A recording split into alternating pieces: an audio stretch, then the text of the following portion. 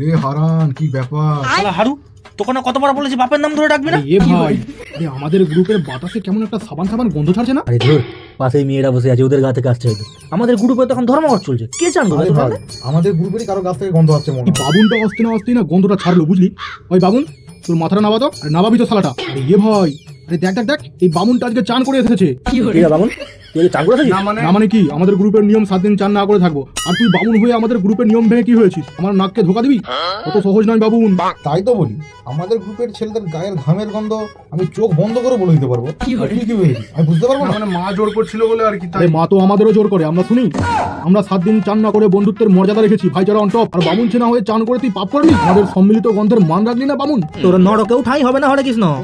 স্নান করে আবার উনি পরিষ্কার মানুষ হয়েছে। এই কে আছিস? একটু স্যারের পায়ের ধুলোটা স্যাম্পল নিয়ে রাখবি, পরে কাজে লাগবে। আর কে? আর এই তুই যা যা যা, জুতোরা ফুলের মালা নিয়ে আয়। আরে তুই বসেছিস কেন? তুই স্যারের ইন্টারভিউটা নে। স্যার, চান করে আপনি ডক্টর হতে চান নাকি বিজ্ঞানী নাকি টিচার? আচ্ছা, আমরা শুনলাম আপনাকে নাকি নাসা থেকে ডাকা হয়েছে, তার উপরে আপনি নাকি আবার চান করে পরিষ্কার সমাজে নাম লিখিয়েছেন। ভুল হয়ে গেছে, আর করবো না। একটু সরে বস না, বসবো। বলছি আমরা তো নোংরা গন্ধ সমাজের মানুষ, আপনি একটু ওই সাইডে গিয়ে বসুন। আপনি তো পরিষ্কার সমাজের মানুষ না, কোথায় ঠেকাঠেকি হয়ে যায় পাছে। শালা মেয়েদের পাশে গিয়ে বস তুই। তা চান করে যেন নাসার বিজ্ঞানী হয়ে যাবে। দূর হ বাবুন, আমাদের ধর্মঘটের নিয়ম ভেঙেছিস বাবুন। শালা যত সব পরিষ্কার সমাজের লোক, দূর হ।